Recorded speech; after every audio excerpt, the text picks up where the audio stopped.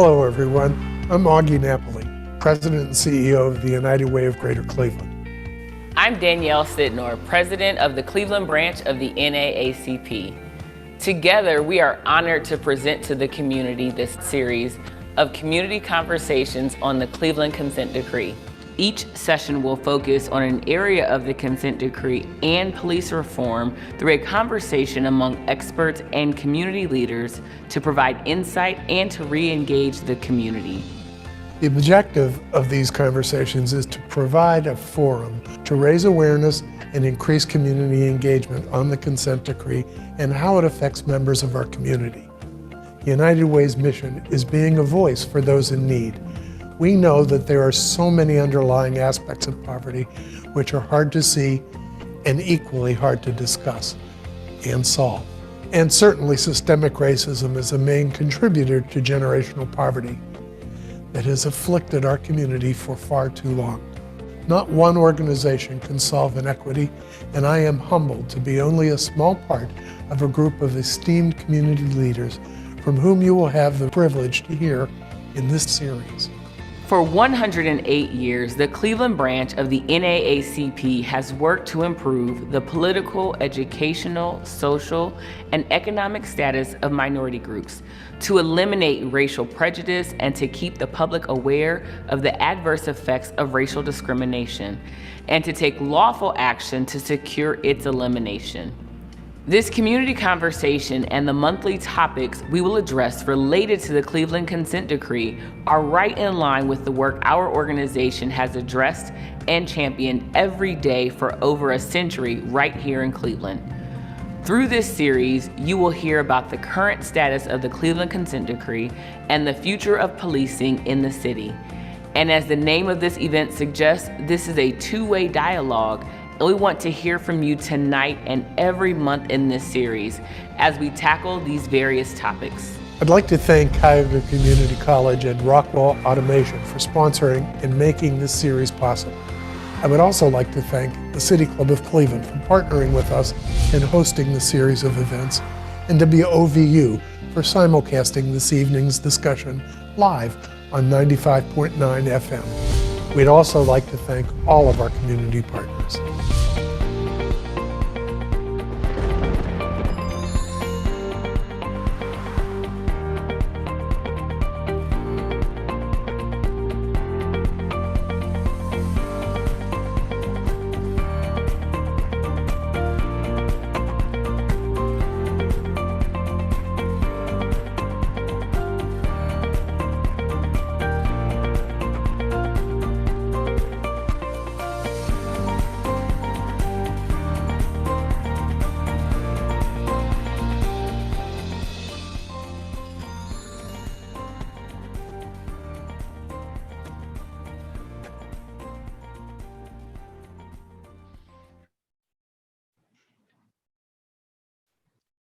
Good evening, and thank you for joining us. I'm Helen Forbes Fields. Tonight's topic is search and seizure. The consent decree mandates that the Cleveland Division of Police, or CDP, conduct all investigatory stops, searches, and arrests fairly and respectfully as part of an effective overall crime prevention strategy that takes into account community values. And the CDP will continue to limit vehicle pursuits to those in which the need to capture the suspect outweighs the danger to the public. This language comes straight from the Cleveland Consent Decree. And tonight's conversation will review what has been done to accomplish these goals and what work still remains to build the trust within our community.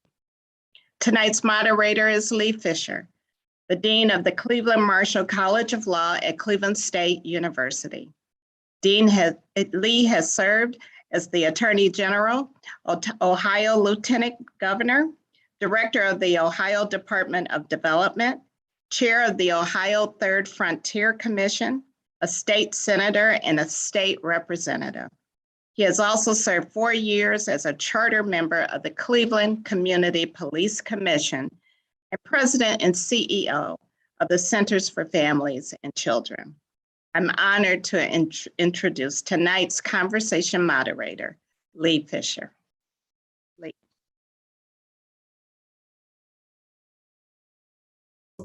Here we go. Thank you very much, Helen. And I want to thank you and Augie and Danielle for everything you've done for Cleveland in this series.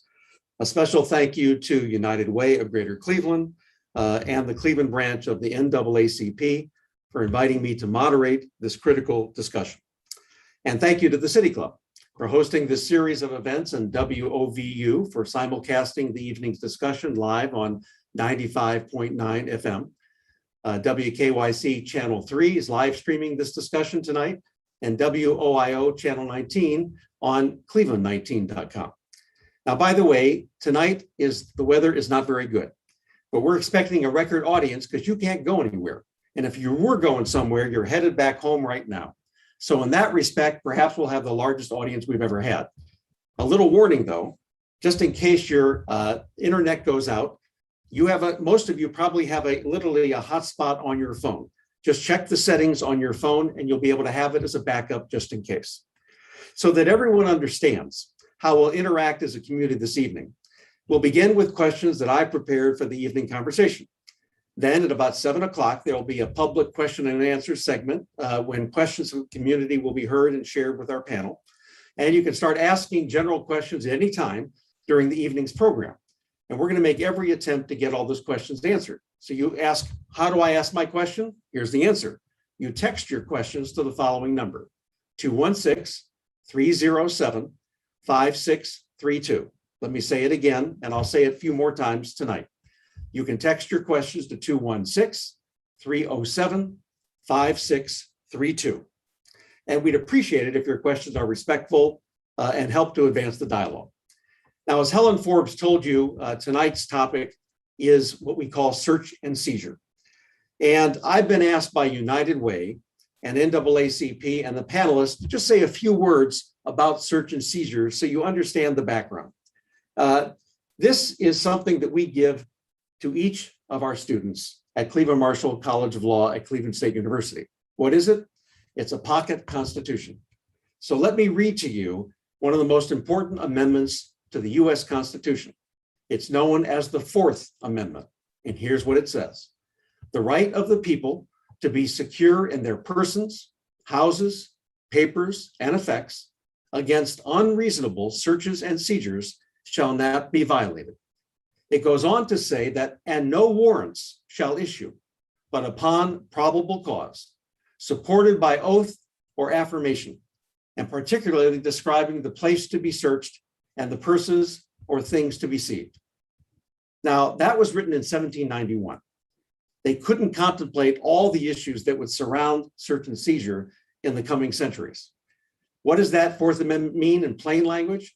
It means that people, as well as their homes and papers and possessions, such as their car, can't be searched or taken without a good reason. Warrants can only be issued when there are grounds for suspicion, and they must describe the places to be searched and the people and the objects to be taken.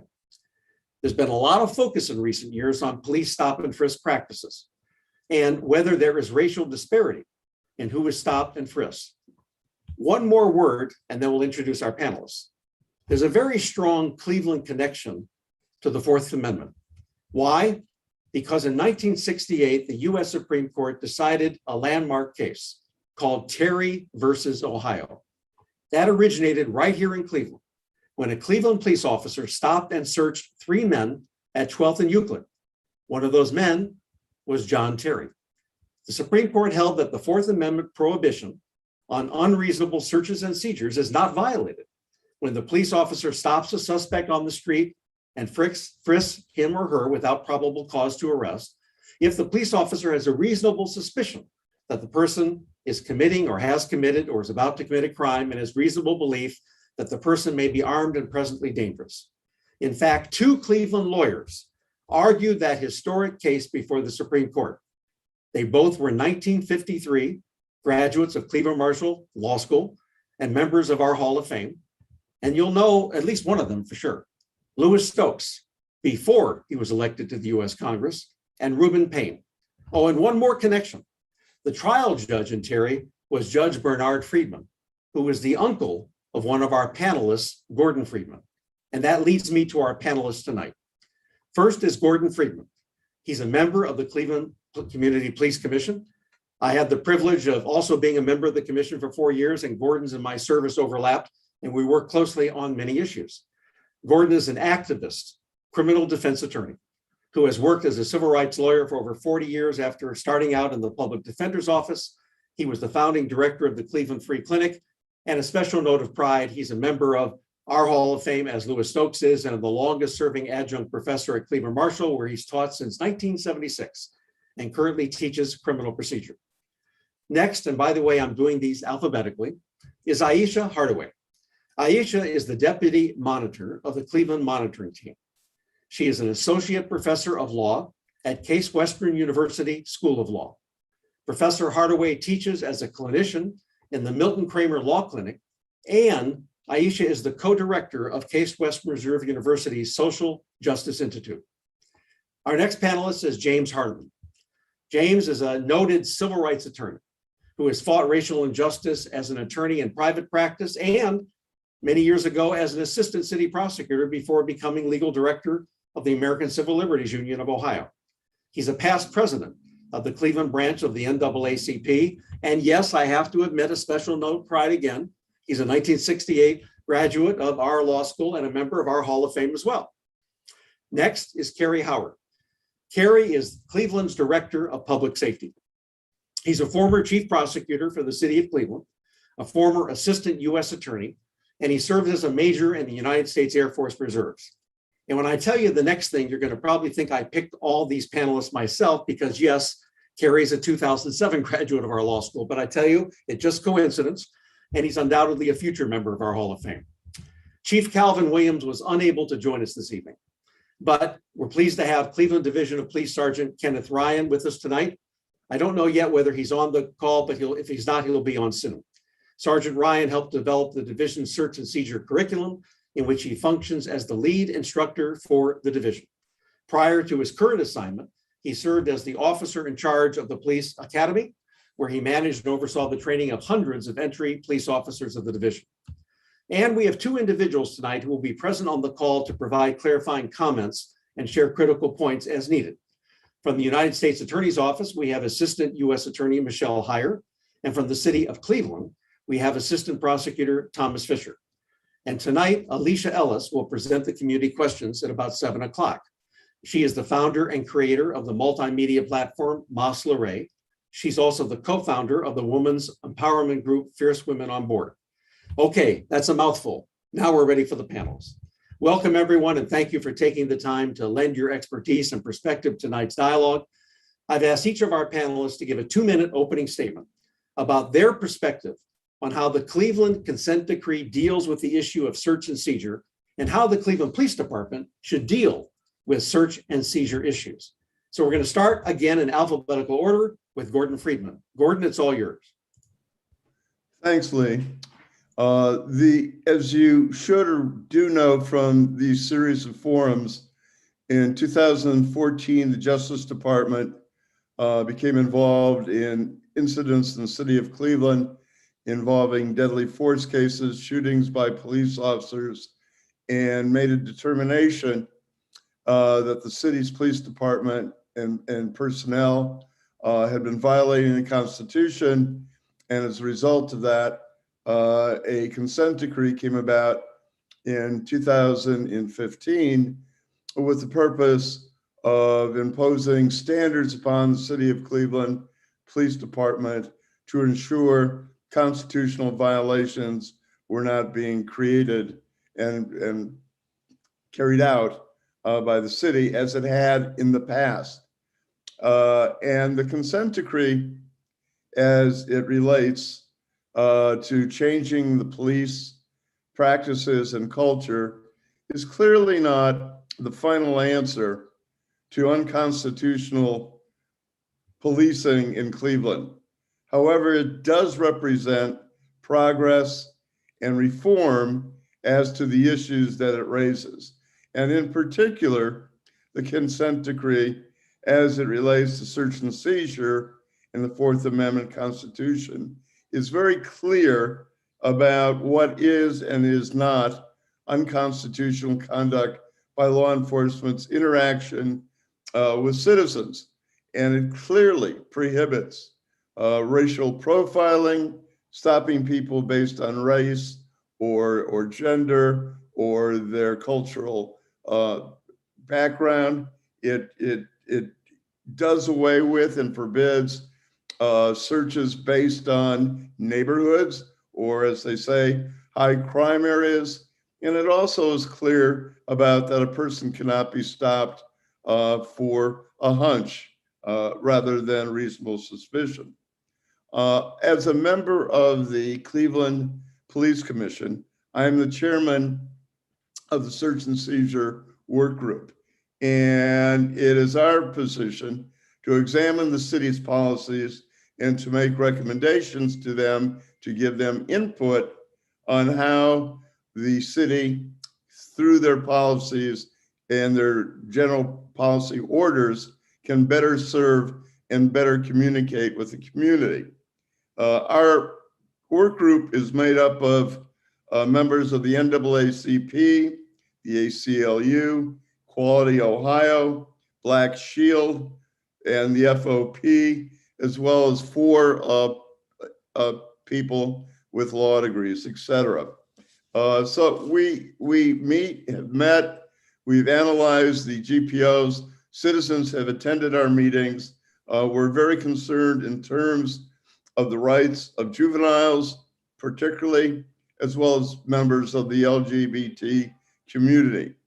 A year or so back, probably a year and a half, the work group met with the city in an attempt to carry out a dialogue with the city. DOJ, Department of Justice was present, as well as others in the community.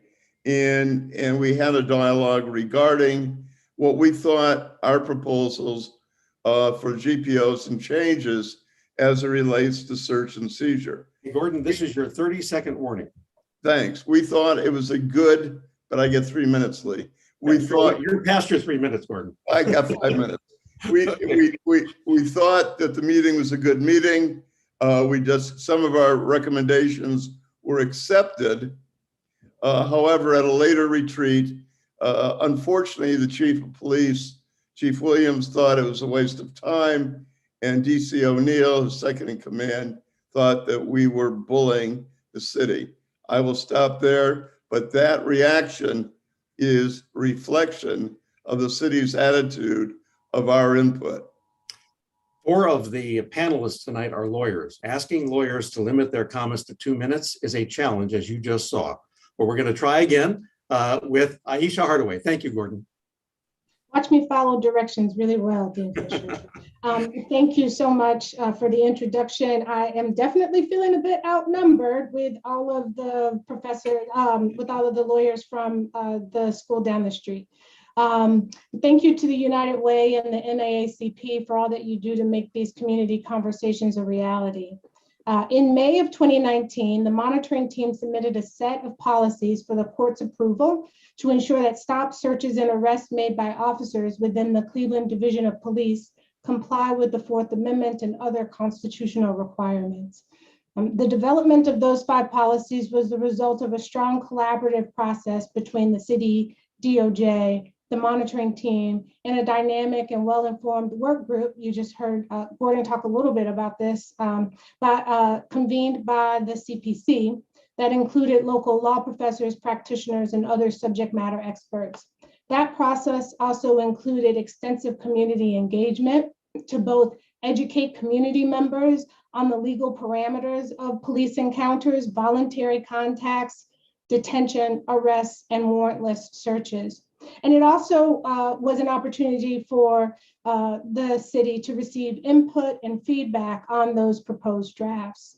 Since that time, the monitoring team has engaged with the city and representatives from the Department of Justice on the development of search and seizure training curricula, The division is in the process of conducting or rolling out the second iteration of that court-approved training, and members of the monitoring team will observe and assess the delivery of it on an ongoing basis.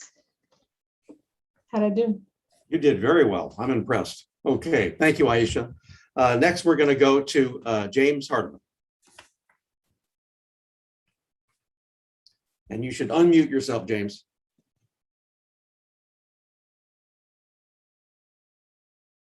He's about to unmute himself, everybody. Okay, there he goes. Good. Can you hear me now? We can hear you now. I had started to say that I appreciate the very courteous and grandiose introduction. I wish I was worthy of it, but I'm just a humble servant, Lee. I was going to talk a little bit about how we got where we are and what the Fourth Amendment actually means, because in reality, they are just words.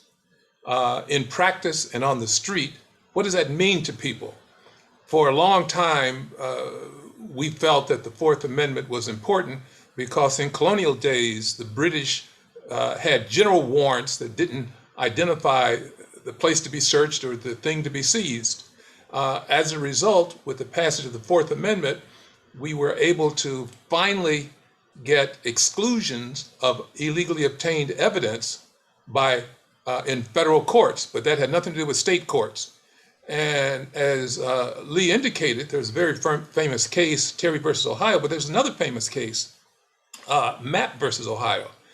Some of you may remember or may know where Milverton is. Well, Dolly Mapp was a woman who was known to frequent boxing circles, and the police came by her house looking for somebody. And there are names such as Shonda Burns, such as Donald King. They may sound familiar, but the bottom line is, after that decision in 1961, illegally obtained evidence could be excluded in state courts. Prior to that, it was only excluded in federal courts. So how do we get where we are today? In many instances, police officers function under the assumption that the Fourth Amendment is nothing more than an obstacle that prevents them from doing their job. And I know a lot of well-minded people who take issue with that. They strongly believe that the Fourth Amendment is intended to keep police honest and make the streets safer for all people, whether they visit or work in the city or for whatever reason happen to be there. So back in 2012, and this is a little known fact, the NAACP was the first organization to write a letter to the Department of Justice and invite the Department of Justice to come in and investigate Cleveland's police department based on the fact that there were a number of instances of excessive force, illegal searches, and as a result of that, the city at a subsequent date also agreed to come in. The consent decree doesn't mention the NAACP or the ACLU, who were the first ones to request assistance from the Department of Justice, but the history books will note that they did feel that there was some reason to bring in the Department of Justice. As a result, there was a finding. After the finding, the city, kicking and screaming, signed on to a consent decree that, among other things, prohibited unreasonable searches and seizures and, quite seriously, racial profiling. James, I'm going to ask you to hold your fire right there. You'll get a chance to continue. And we're going to go to our next panelist, Carrie Howard. Carrie? Thank you, Dean Fisher. Yes, I'm proud to be from that school down the street, Cleveland Marshalls. Thank you for that. Also, thank you to United Way and the NAACP for these important conversations. The members of the Division of Police, this administration, myself, we are amongst those that take it very seriously, take the Fourth Amendment very seriously. And we affirm that by providing policies, training, and procedures to ensure that investigatory stops are done in a professional, fair, and respectful manner. Those three words are very important: professional, fair, and respectful. When our officers come into contact or interact with the citizens of the city of Cleveland.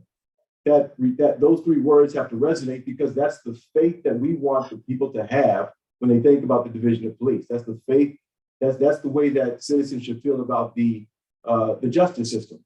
Now we know that historically, not just here but around this country, that folks have not felt like the Fourth Amendment, that the Constitution, and that the laws applied equally to all citizens.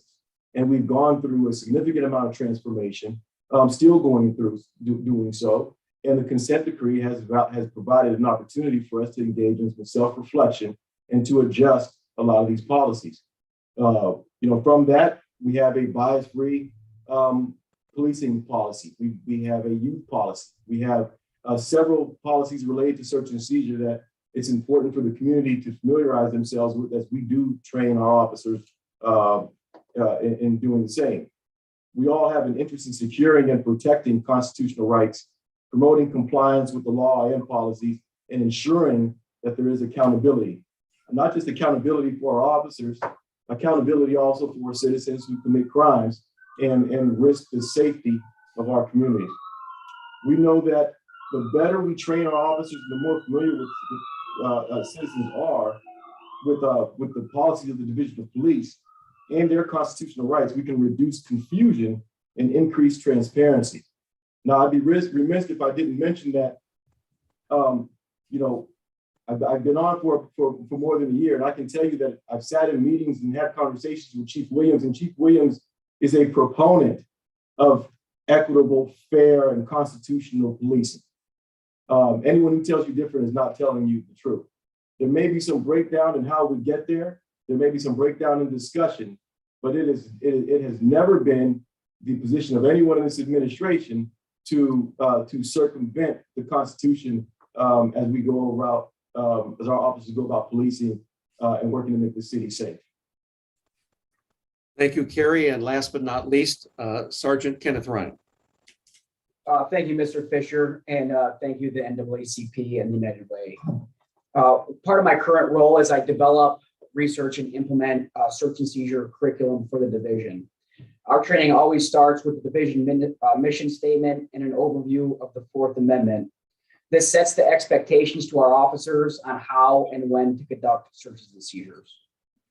Officers are expected to conduct searches and stops in a manner that not only promotes the safety of officers, I'm going to keep going, safety of officers and the public, but also conforms to the Constitution of the United States.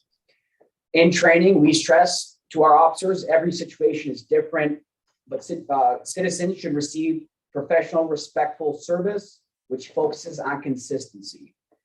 Consistency on the current investigatory stop that they're on or traffic stop should be the same for the prior stop and the stop after that. We also discuss reporting requirements and data collection forms, the importance to clearly articulate factors.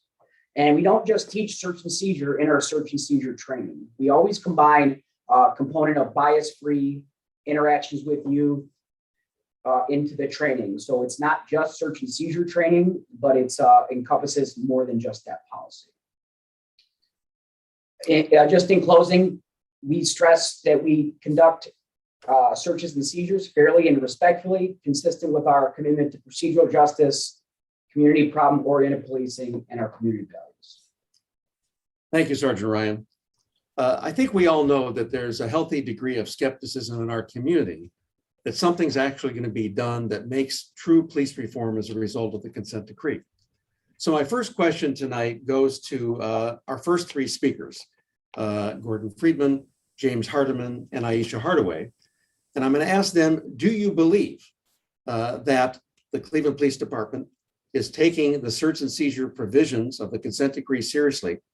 And do you believe that they're doing the right thing and what they've done so far in terms of adjusting their policies and doing training?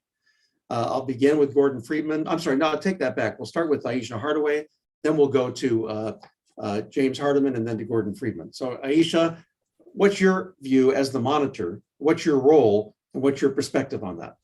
Right, so as the monitor, as a member of the monitoring team, obviously we assess the progress of the division and its implementation. And the monitor puts out every 6 months a semi-annual report submitted to the court that speaks to every area of the consent decree, including what we're talking about today. If you look at, we're about to be at our 10th semi-annual report. If you look at each edition or version of the semi-annual reports, you will be able to see where the division's progress has been made in the area of search and seizure. Obviously, in a calendar year, we don't touch every area, but for the last since 2018, 2019, we have been consistently hitting on the area of search and seizure, and we have submitted to the court for its approval, the policies, as I mentioned to you. And so the monitoring team has been pleased with the progress there, and really look forward to working with the city on renewed and continued progress. Thank you, Aisha. James, what's your perspective on how the Cleveland Police Department has done in terms of taking these issues of search and seizure seriously? I think there are a couple of issues. The first issue is developing policy. The second issue is making sure this policy filters down to the officer on the street. I think the city is making progress in developing policy. However, I'm not convinced, based on what I saw and what I see, that the officer on the street is internalizing or inclined to internalize these policies. In many instances, I hear that police officers see this as another check the box situation.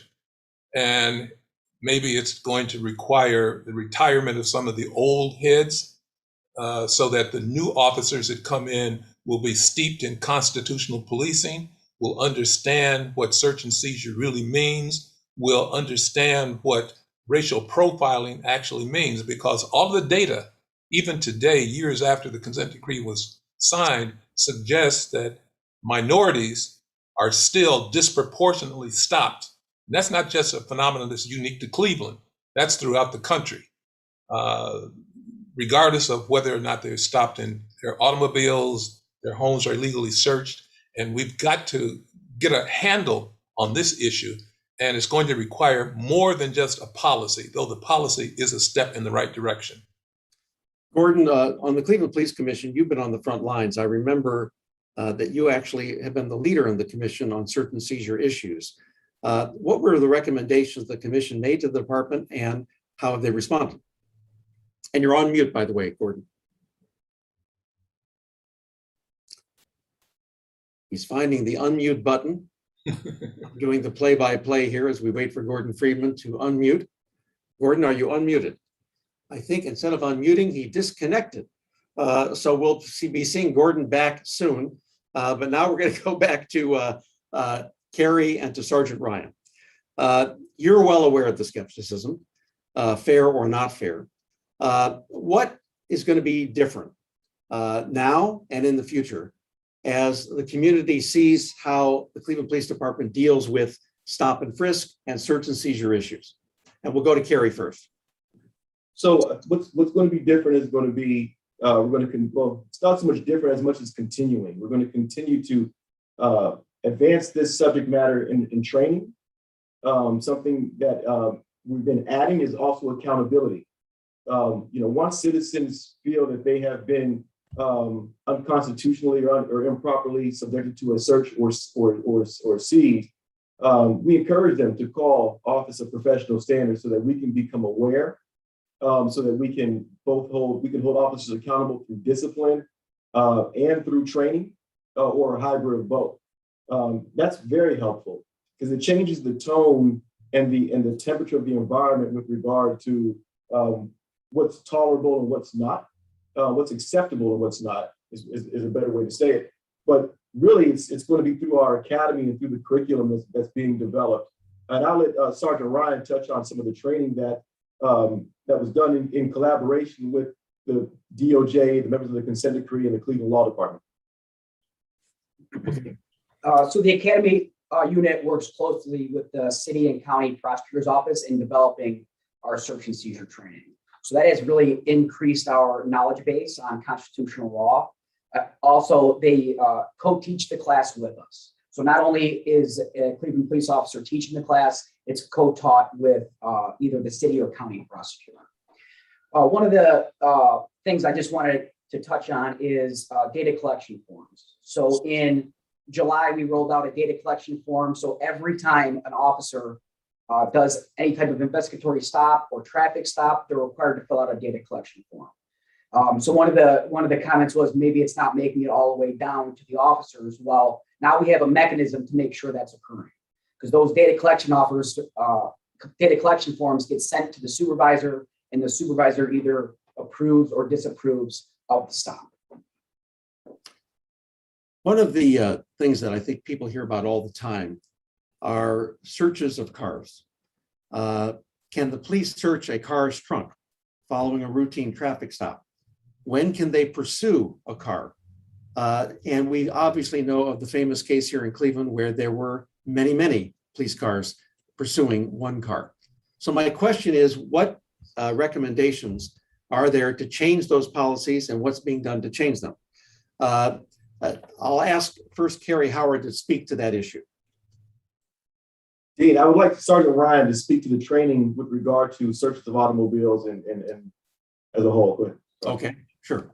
So the search of the automobiles, could you repeat your question just so I'm clear? Yeah, it's a two-part question, Sergeant Ryan. Can the police search a car's trunk following a routine traffic stop?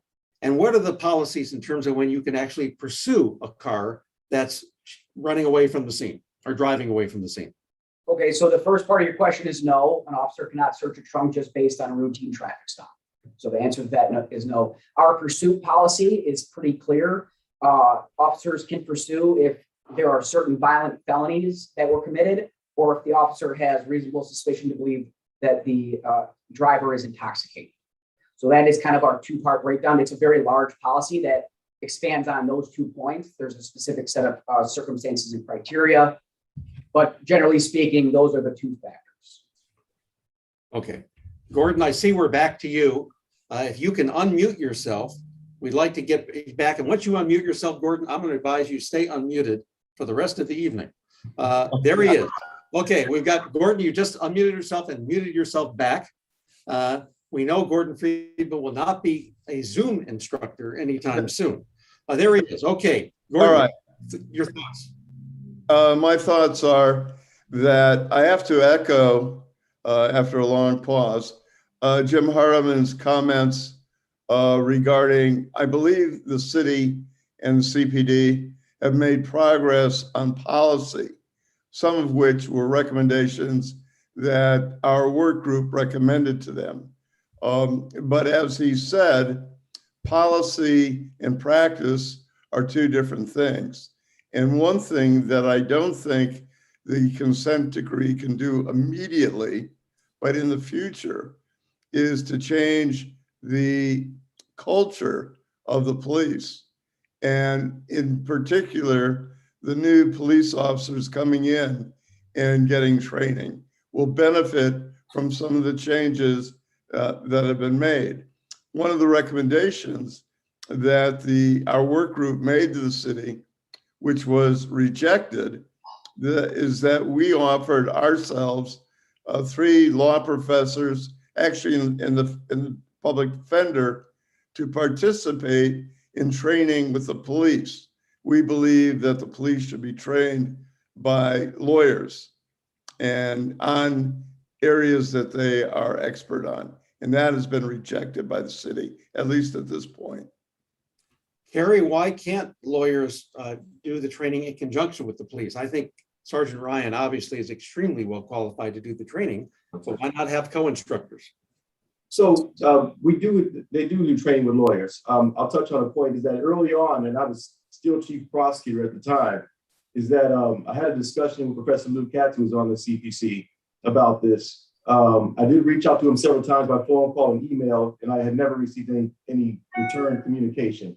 But we do have members from the city prosecutor's office and from the county prosecutor's office who collaborate on the training, observe the training, and give officers real-time feedback there as they go through scenarios and in the classroom setting. So we do have attorneys there. Members of the DOJ has observed the exercising of this training and the participation of the prosecutors. Last year, because of COVID, the training stopped, but it's restarting this year, and the county prosecutor's office is participating this year. So we do have attorneys involved with the training of search and seizure. But those attorneys are all prosecutors. And it seems to me that you need a different view for the benefit of the police themselves. I'm not going to disagree with you, but that was the whole point of me when I sent emails and phone calls and they weren't returned. Perhaps I can get your information and reach out to you. And well, you're a former student of mine. You can call me anytime. And I'm well trained. You are that. The nice thing about these conversations, we actually get some things done and we improve communications. I'm glad to see that. Okay, I'm going to give you a hypothetical. It's really not a hypothetical. Dean Fisher, can I interject one thing? Of course, go ahead. And please introduce yourself before you say anything. Absolutely. And you did introduce me real briefly to start. I'm an assistant prosecutor with the city of Cleveland. My name is Tom Fisher. No relation to me, right? No relation to you, Dean, okay. No, but I am a graduate of your institution as well. Of course, of course. But I just want to point out, I was one of the 3 city prosecutors that rotated in and out of the in-service training for the police for, among other things, their search and seizure training. And so I can be another person to attest to the fact that both the city and county prosecutors' offices are involved in not only the development of the curriculum, but the training itself. And although I would echo Director Howard's concurrence with Attorney Friedman that it could be beneficial to have defense attorneys or academics involved on a firsthand basis as well. I think it's important to remember that as prosecutors, we have many of the same intentions for the training that defense attorneys would. In addition to the fact that just as all people, or attorneys in particular, would believe that the protection of constitutional rights of city residents is important. Additionally, we have a very strong interest in making sure that police are collecting evidence appropriately and preserving evidence appropriately. Because if it's not done so, our win-loss record in courts is going to go down, and we don't like that. We want to successfully prosecute cases both in municipal and common police courts, and evidence that's not correct or collected appropriately or constitutionally is going to make that more difficult. So we absolutely do also have, again, many of the same intentions for the training as any other attorneys would if they're attending as well. I'm going to ask our other 3 panelists if they want to react to anything that Thomas just said or that Carrie just said. James or Aisha or Gordon. James, go ahead. I've got a serious concern with any prosecutor's office. I'm not just picking on Cleveland, that is looking at a one-loss record. I always thought that the purpose of the prosecutor, be it city, state, or federal, was to do justice, not to get convictions. And if that is in fact the objective, then it would seem that people that are on the front lines, including defense attorneys, would be able to bring a fresh perspective to the issue of search and seizure. Prosecutors oftentimes are teaching police officers how to make sure they can cut corners and make sure the evidence they collect is admissible. Defense attorneys, on the other hand, will either get a crack at them in the training process or when they're on the witness stand responding to a motion to suppress. And it would seem to me that defense attorneys should be involved at the outset, not after the fact. Aisha, anything you want to comment on that? With my monitoring hat? No, sir. Thank you. That's fair. Okay, you have certain limits on your role. I understand that. Okay, I'm going to give all of you a hypothetical, but it's really not much of a hypothetical. Going back to that Terry case in 1968. Let's assume for a moment that there are 3 African-American men on Euclid Avenue peering into a window in the evening into a store. There's no reports of any crime in the area. A policeman goes by. He's curious about what's happening. What can the police do in that situation, or should they do anything? I'm going to ask first Sergeant Ryan and Carrie Howard to answer that question. Sergeant Ryan, if that hypothetical is posed to you in training, what do you tell your police officers to do? So the first thing I'm going to want to do is I want to get as much information as I can. Is there a law enforcement purpose? Is that the reason the police are in the area? Maybe there were special attentions. Maybe there was break-ins in the area, something like that. So that's the first thing I want to do. I want to also know what observations do the officers see? Do they believe they have any reasonable suspicion? And if they have that reasonable suspicion, I want them to be able to clearly articulate that to me. So one thing I do in training, and I don't mean to dance around your answer, is when hypotheticals are posed like that to me, I say, give me more information. Give me more information. Because right now, with what you're discussing, you wouldn't be able to stop those individuals. Because there would be no basis of suspicion. And if you did stop it, it would be racial profiling and most likely. So for that information, tell me more. Are there recent break-ins in the area? Right. The break-ins occur at night. Is it multiple people committing these break-ins? All those are going to build reasonable suspicion as to why a police officer may stop those individuals. Okay, Carrie, anything you want to add to that? So I would echo what Sergeant Ryan just said, and I would add that, you know, if there's a real problem, if you can't articulate why you engaged, why the officers engaged, there's a real problem. And if they can't, then it doesn't need to stop there. We need to investigate and find out what happened so that it doesn't happen again and correct that action. I'm a career prosecutor myself, and prosecutors absolutely should be justice seeking. And that means, if the evidence isn't there, dismiss the case. If the evidence wasn't obtained constitutionally, it doesn't get in.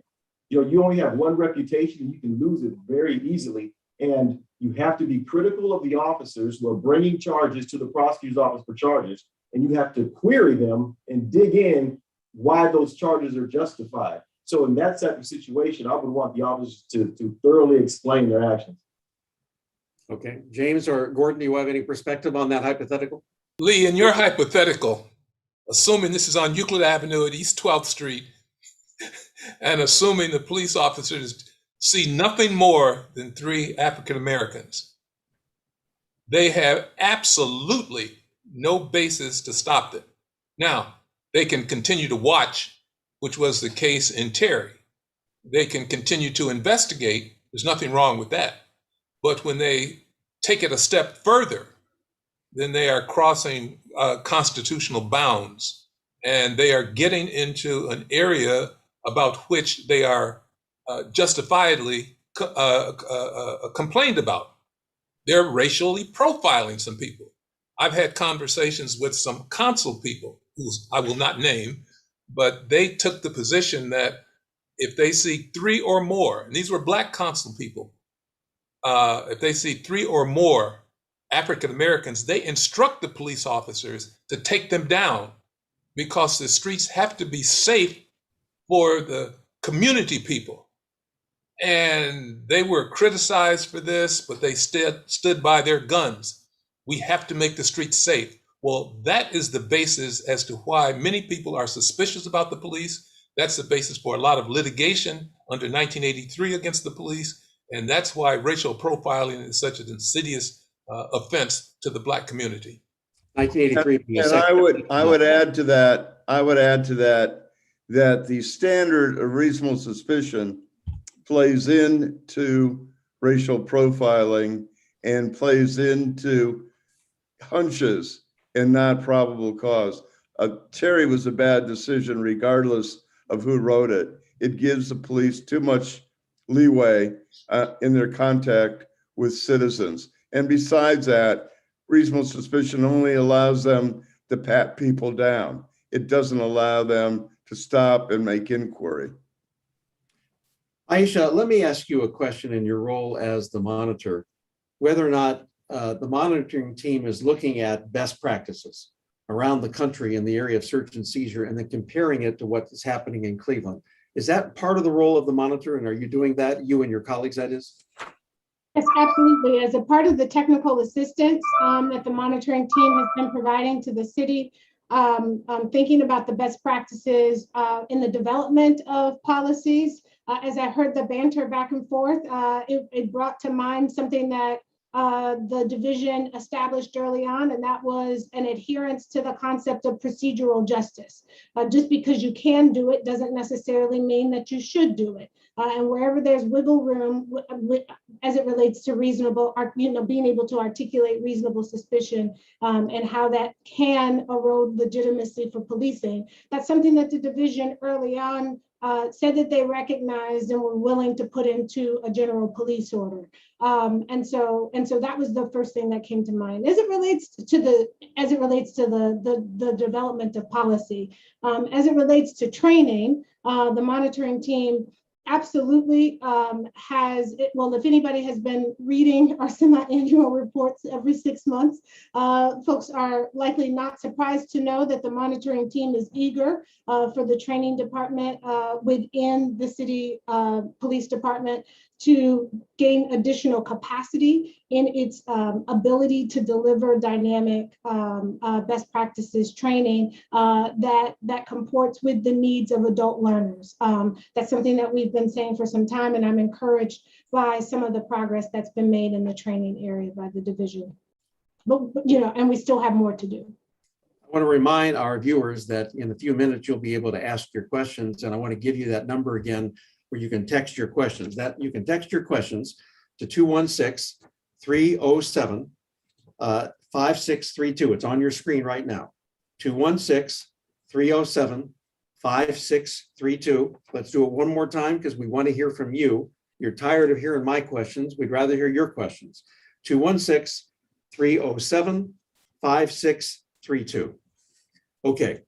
I'm going to ask each of you to put your crystal ball on. We're 2 years from today. What do you hope and expect to see differently with regard to how the Cleveland Police Department deals with issues involving search and seizure?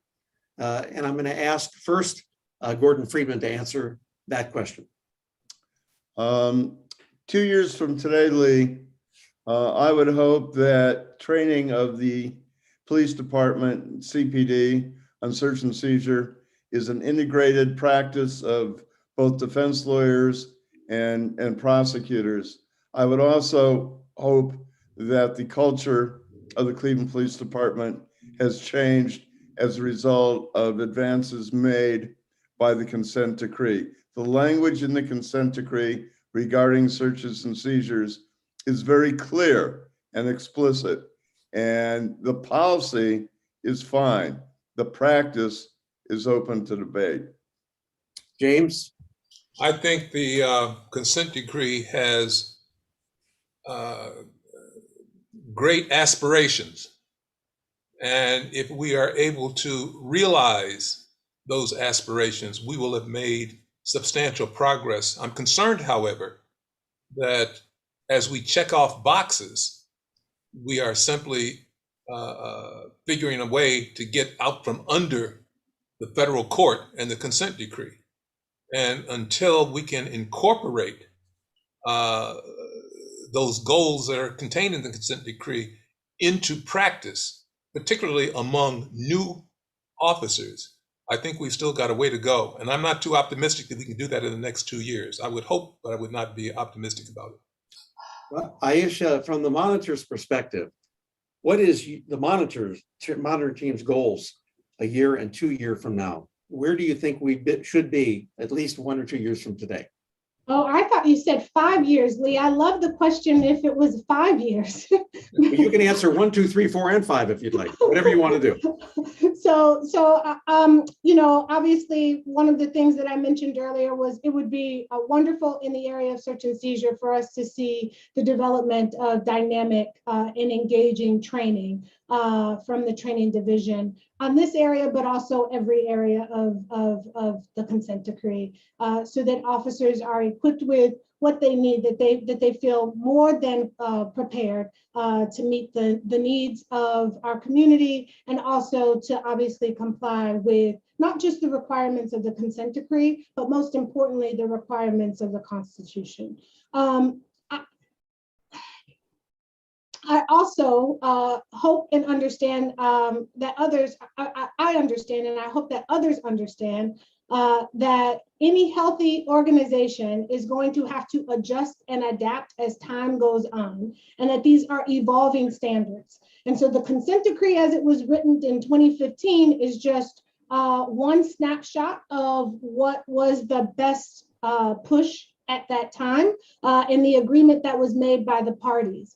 If I'm putting on a crystal ball and thinking about life in Cleveland, you know, beyond 2 years, say 5 years from now, when there isn't a consent decree, as a community member, it is certainly my hope that our police department and the community that it serves has a healthy relationship that allows for there to be collaboration and input to meet the needs of those evolving standards in a way that mirrors some of what we saw in that work group session that I mentioned in my opening statement. Carrie and Sergeant Ryan, what are the city's goals going forward, and where do you believe we'll be 1 year from now and 2 years from now on these issues of search and seizure? Carrie? So I think that, our goal is to strive to have a reputable and revered division with equally revered training and policies, as well as data collection. It takes work, and it's not something that we can rest on our laurels on. We have to continue to strive to improve, and no matter how good we get, whether it's in 2 years or longer than that, is that we're always continuing to strive to be better. If we take that path and we always are evaluating our policy and working to continue to change the culture and be a model for that change of policing, so that we can be looked at from departments around the country to look here to see what we're doing, we can gain the trust of the community and continue to foster that trust. So that's where I would like to see us. Sorry. So I'm very optimistic about the future of our search and seizure training. With the information that we're able to gather, it's going to assist the training section in continuing to build curriculum. So these stop data collection forms, we're going to get information about who, what, where, and why individuals were stopped. So we can now tailor training to any issues that we see. Those coupled with body-worn cameras, they're going to be able to really give us a feet on the ground understanding of, is our training effective, what changes need to be made, and what training we're going to do going forward.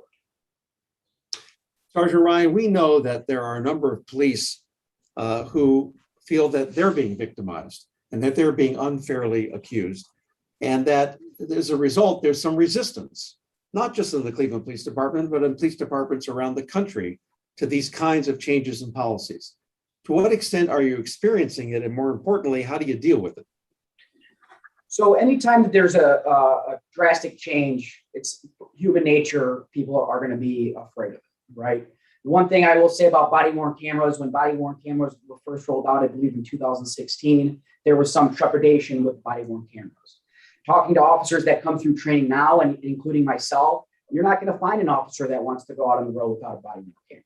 Because the body-worn camera is going to be able to paint the entire a large picture on what occurred. So I think that body-worn cameras plays a big role in officers understanding if a complaint was made and why, or maybe the complaint was unfounded. But now we have a mechanism to see that. Okay. We're now at about 7 o'clock, and so I need some guidance from our hosts and Alicia as to where we go next. Alicia, what's the next step? Alicia, are you there? Yes, we have some great community questions here. So thank you for the opportunity to partner with community and asking these questions to the panelists. Our first question so far, and we also encourage folks to continue to text in. If a citizen is stopped by the police driving a vehicle and the police ask if they can search the vehicle in an intimidating voice, and the citizen says, yes, but won't want to get out because of fear, and the officer finds contraband, is that a legal search? I would say no. And why is that? It's not legal. It's a pretextual stop and search. I don't blame the person for not wanting to get out. And if the officer says, can we search your car? The answer should be no. Carrie, Howard, Sergeant Ryan, do you agree with that? I just wanted to jump in. The first thing is, in that situation, I wouldn't want that officer to search my car either. One of the things we teach is if you do ask for consent for whatever reason, to not physically coerce, mentally threaten, or intimidate that individual. And if that person, that individual in the car feels like they were coerced or intimidated, then that would not be a valid search. And one thing that the consent decree does provide for on consent searches is that the officer is obligated to tell the individual that they do not have to consent to the search. And that's a shining light on the consent decree regarding searches and seizures. So Another thing, they can decline, and that's not a basis for an arrest. yes, and what two things to touch on that, we actually have a consent form that individuals can fill out. The officer can explain why they're asking and where they're going to look, and the individual will sign it. And one of the things we teach that we stress in training is individuals can have the right to revoke consent at any time. So if somebody were to search a car and an individual says, I changed my mind, I don't want you in there, that officers are obligated to remove themselves from that situation. Let me ask a follow-up question before we go back to Alicia. Let's stay with the same hypothetical. Let's assume that the driver, because they're afraid, because they feel that they're about to be unfairly accused, drives off. That's not cooperating with the police, and you are in pursuit. What are the rules that you operate under in which, whether you can pursue that car, how fast you can go, and whether there's at some point you must stop? I think so. So the duty to apprehend the offender is never going to outshine the due regard that the officer has for the general public. So is that person a danger to the public if they remain at large? These are decisions that the officers have to make in real time.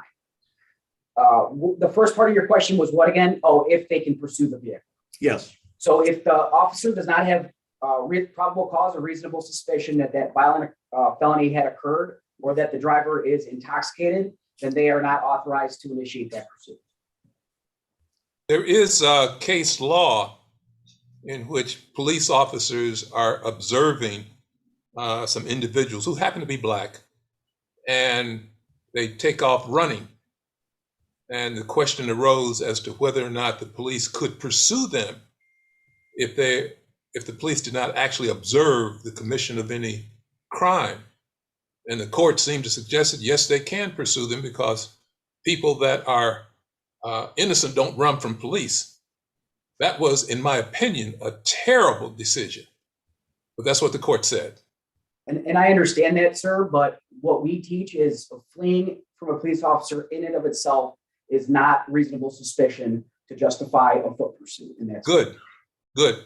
And that is also the position that the city prosecutor's office has taken on actual cases in court. And in cases that, in particular, one that I had in the county, that just, running is not a crime. So I echo what Sergeant Ryan said. Of course, I think it's fair to say it's never a good idea to run, but it's interesting to know that you have a policy that you're focusing on the public's safety in those situations.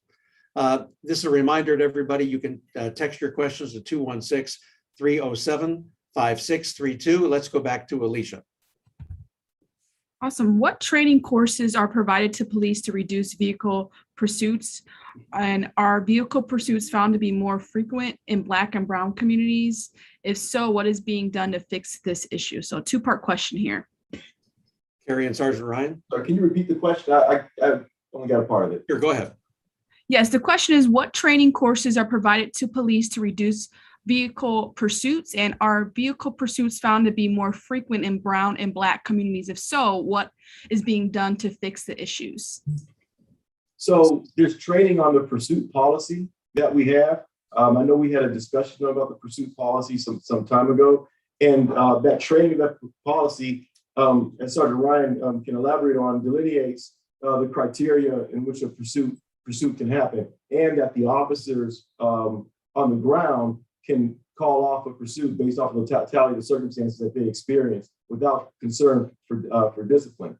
Now, we have seen pursuits in the city, really pursuits coming from outside of the city into the city, on both sides, on east side, west side, going north near the lake and south of the lake as well. But they happen throughout the city. And I'll touch on 2 points. So police officers, when they come into the academy, they're mandated 40 hours of emergency driving by the state. We also provide an additional 40 hours. So Cleveland police officers coming in get anywhere between 64 and 80 hours of emergency driving. The second part of your question, we also train our officers on the pursuit policy. The second part of your question is do those pursuits happen in brown or black neighborhoods? We don't have stats to be able to determine that, but we're hoping with the data collection forms, if we see something like that, then we can tailor our training and try to figure out why. And just to add to that would be folded into our bias-free police training as well. If any of our panelists always want to jump in and add anything else, you don't have to wait for me to even ask you. So Aisha, James, Gordon, is there anything you want to add to that before we go to a next question from Alicia? Let's go to Alicia then. Is the moderating team just checking boxes, or are they assuring that the CDP conform to the precepts of this consent decree? That's for you, Aisha.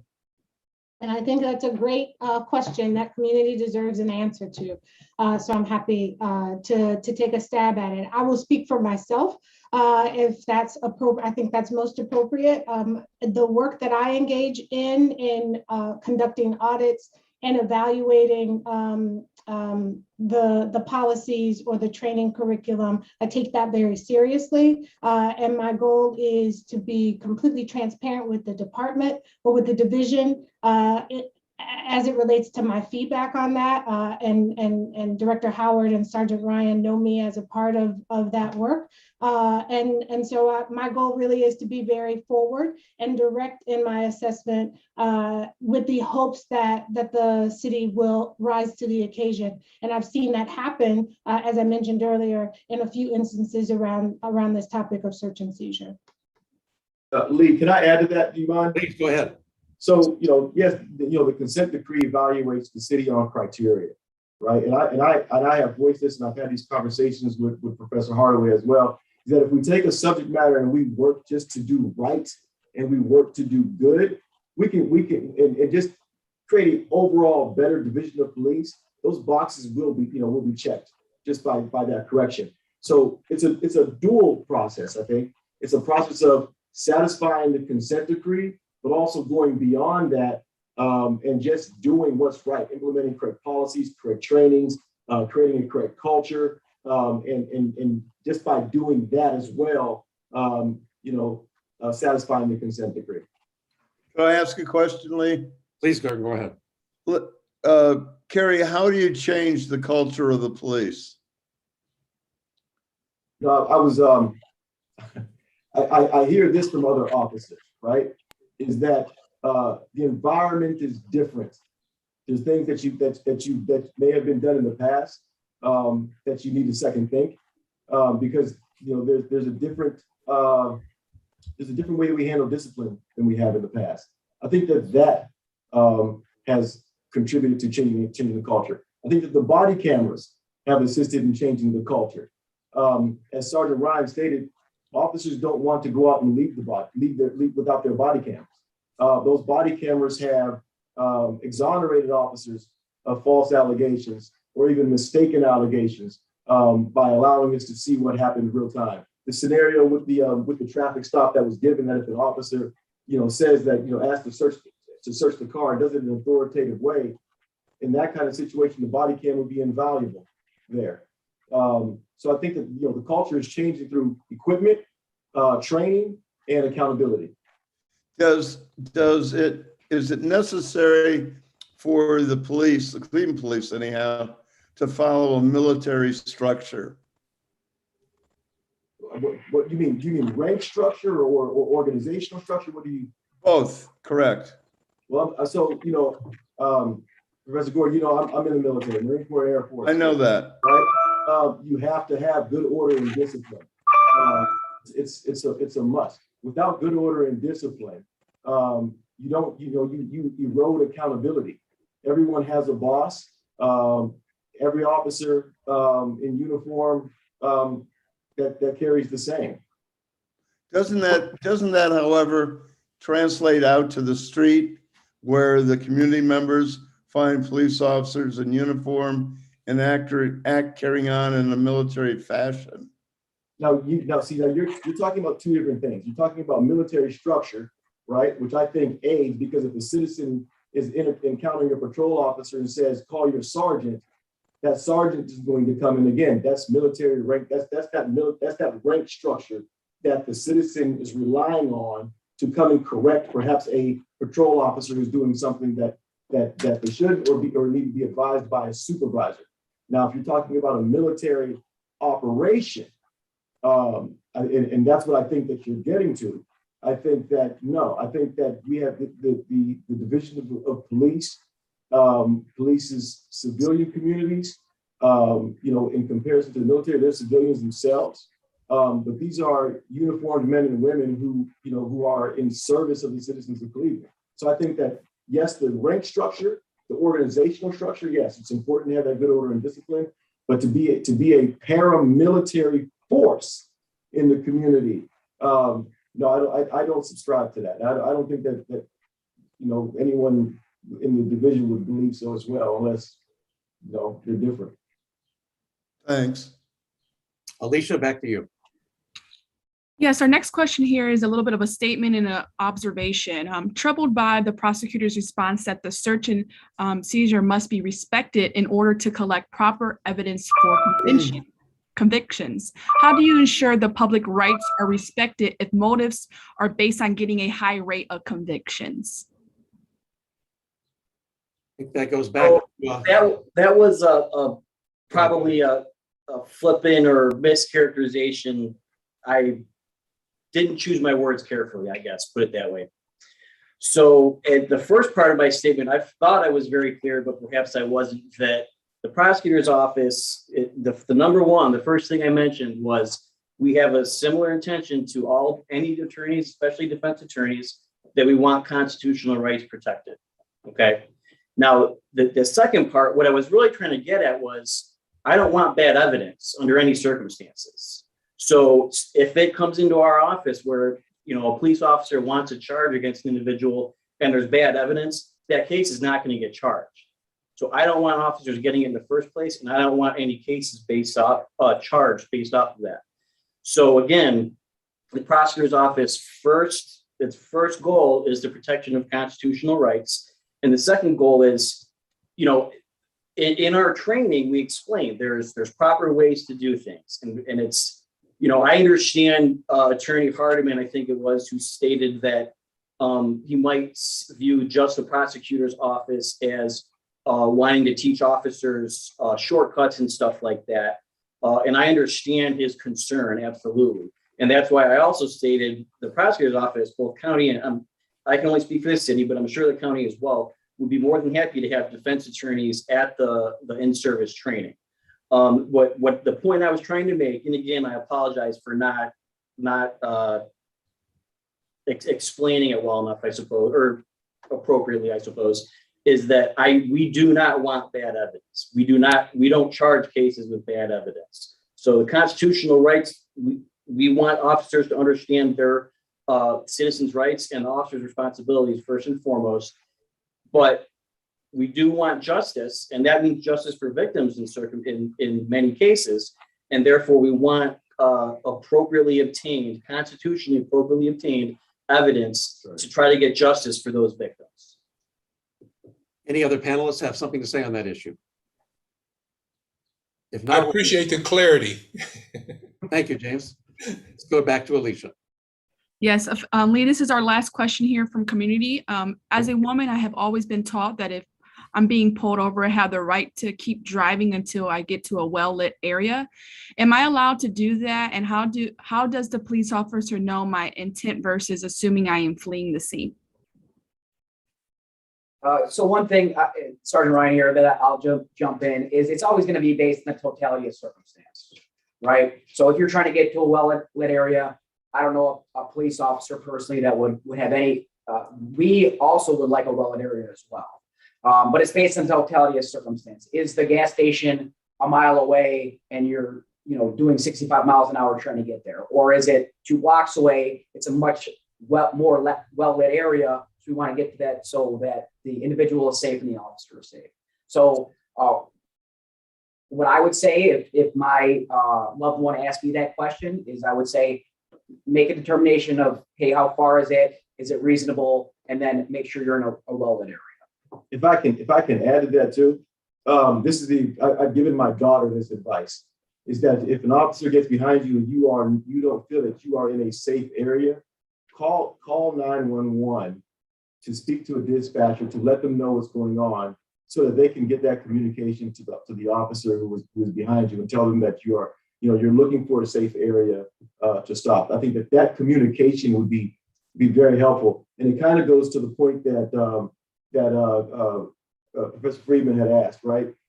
This is that militarization, getting away from military and getting more towards that customer service oriented type policing, right? And that's what has to come across, that the culture of policing is changing, not just within the departments of police across the country, but the culture has to change in the community as well, to understand that they have avenues when dealing with folks who are basically have taken a job to help.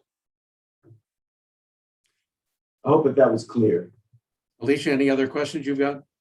Yeah, we just had a couple come in here. So the city said that they have a form for the officers to fill out that started in July. Has the city submitted the data for July at this point? That's a negative.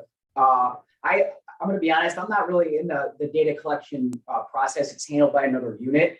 We would receive, it's going to be analyzed, and then the training section would receive that data and base our curriculum around that data. But receiving it from the city or those types of questions, I'm sorry, I just can't speak to it. But what we will do is we'll look into that question and get an answer back to the appropriate person. I have a question I'd like to ask, and that is, underlying this entire discussion are a host of tragic shootings, primarily of African-American and primarily African-American men. Many of these situations have involved minor legal infractions, where perhaps there's a taillight out, or they're passing a counterfeit bill in the case of George Floyd.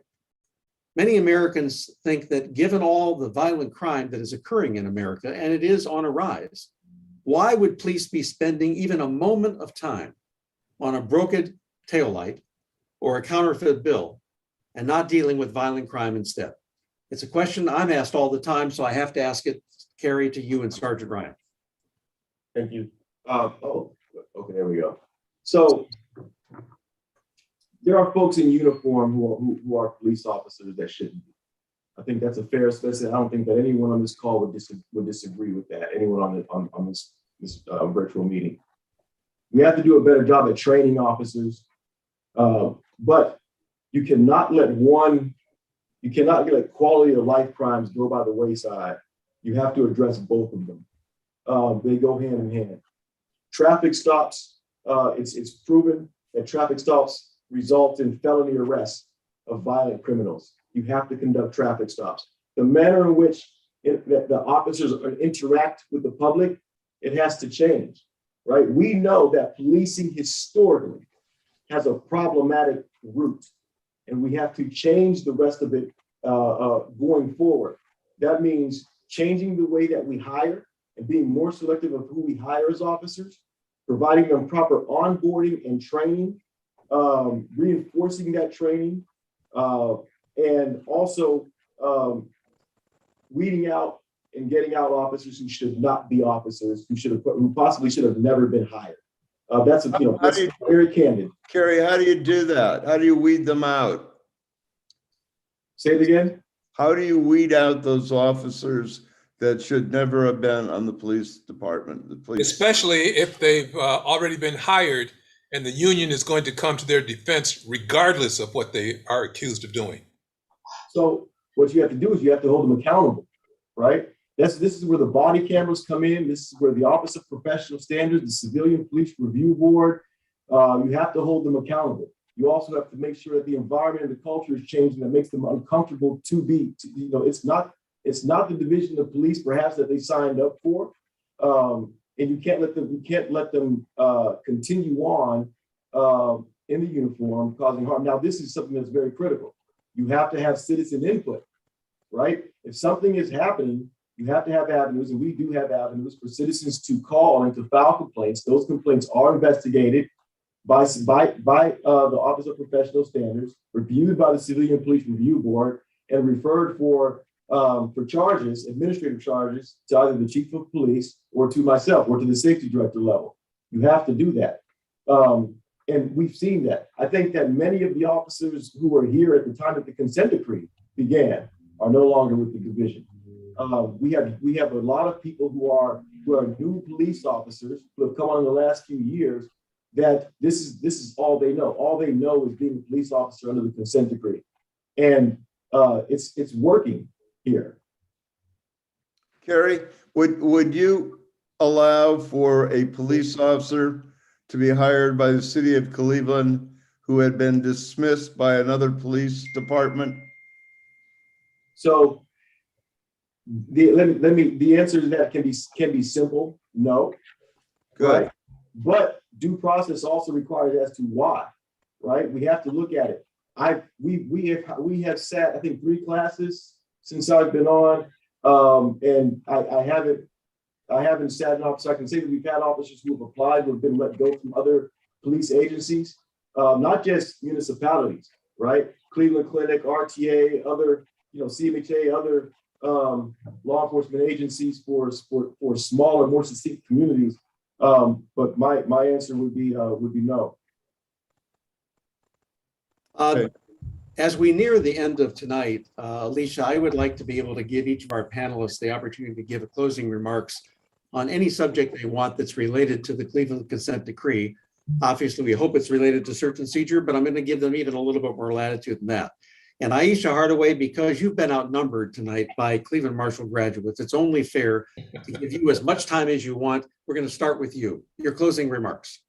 Well, and what's funny is that I really don't have any other than, that the monitoring team looks forward to continuing to work with the city, the Department of Justice, and the CPC in the implementation and constant sort of reimagining, if you will, of the policies and the training that's necessary to ensure that the officers employed by the division are equipped to do what they need to do in the interest of their safety and the safety of everyone in our community.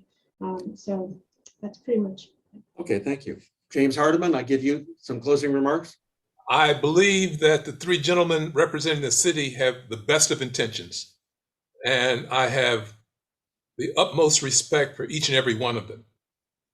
But my concern is oftentimes with the police on the street, the ones that are trying to skirt the clear intent of the 4th Amendment. In that regard, I want to quote Justice Brandeis, who was around even before I was born, and that's a long time ago. If the government becomes a lawbreaker, it breeds contempt for law. It invites every man to become a law unto himself. It invites anarchy. To declare that in the administration of the criminal law, the end justifies the means. To declare that the government may commit crimes in order to secure the conviction of a private criminal would bring terrible retribution. That was a dissent, and unfortunately, years afterwards, we still are wrestling with the mentality among some law enforcement officials that the end justifies the means. It never does. Thank you, James. Gordon?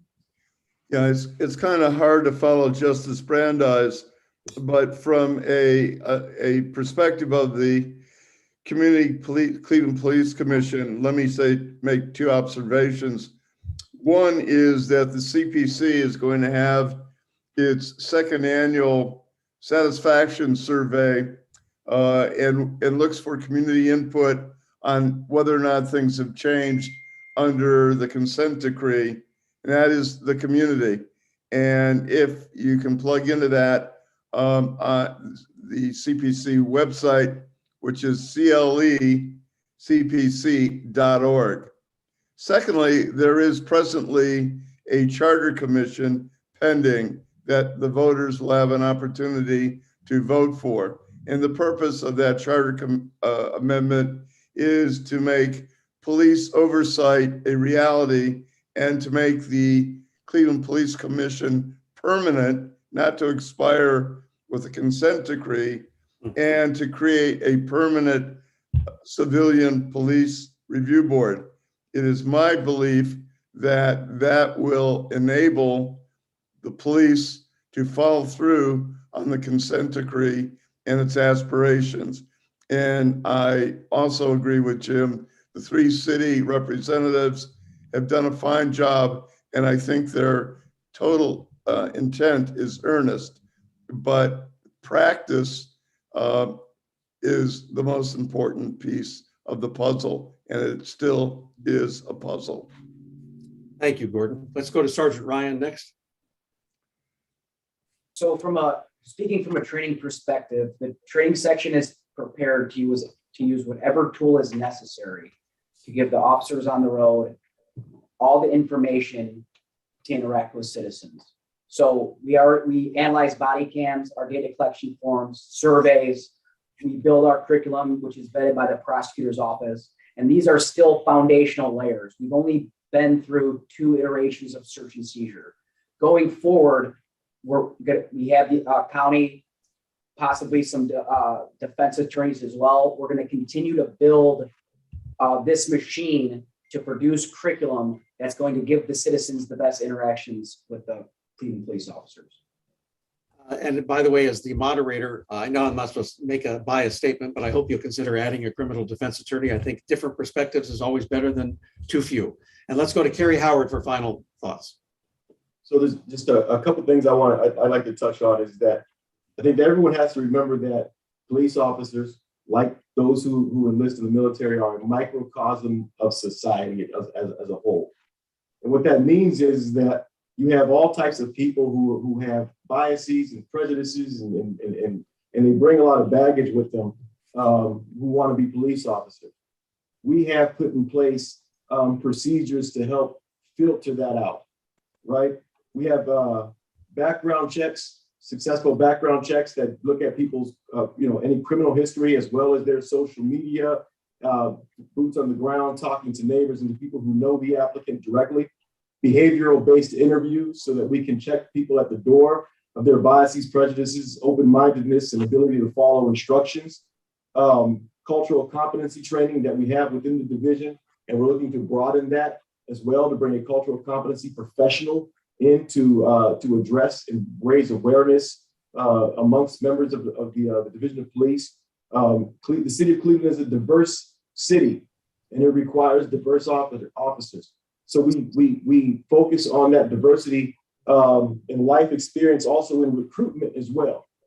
What's something that's desperately needed is we need people who live in the city to apply to be police officers in the communities where they live, so that we can select officers for the Division of Police. The other thing is that I think that, and I said this last time I was on United Way calls, I urge citizens to read the Charter Amendment and find that it is much more than what is being presented. I'll say this personally, it's a bit nefarious, a bit self-serving. It's not all bad, but many sections of it is. Many sections is not just unconstitutional, I believe, but illegal. I think that we have to do a better job of telling the story about the successes of the Division of Police to its citizens and to neighboring divisions of police. And we have to do a better job of educating the community of how to exercise their voice with their councilman, their mayor, and their vote. Before I turn it back to Helen Forbes Fields for closing remarks, I want to say thank you for giving me the opportunity to moderate tonight's outstanding panel of Kerry Howard, Sergeant Ryan, Gordon Friedman, James Hardiman, and Aisha Hardaway. It's been a privilege, and I throw it back now to Helen Forbes Fields of United Way. And we certainly want to thank you, Lee, for moderating this evening's discussion. It's been a very lively and robust discussion, and it has a lot to do with the fact that you were our moderator this evening. So thank you. And thank you to all of our sponsors, Cuyahoga Community College and Rockwell Automation, as well as our many community partners for their support in bringing this important conversation to life. We also want to thank the Cleveland City Club, WOVU 95.9 FM, WOIO Cleveland 19 News, and WKYC Studios, who live streamed tonight's conversation. Ideal Stream will also air a replay of the conversation next week on the Sound of Ideas. Lastly, we thank each one of our panel participants and community members for joining us on our mission to create a voice to encourage engagement, as well as advance understanding of the Cleveland Consent Decree and of one another. Our next panel discussion will be held on September 8th, and it will focus on the Cleveland Police Commission and citizen involvement, where the consent decree mandates that the City of Cleveland Division of Police will create formal and informal mechanisms that facilitate ongoing communication between the Cleveland Division of Police and the many Cleveland communities it serves. The Community Police Commission is composed of 13 members that represent the many and diverse communities within Cleveland. They also make recommendations to the Chief of Police and the City of Cleveland on policies and practices related to community and problem-oriented policing, bias-free policing, and police transparency. No doubt another robust discussion we have in store in September. So please join us by registering through our website at unitedwaycleveland.org. The registration is complimentary and open to all. So thank you once again, everyone, for joining us, and please have a wonderful evening. Good night.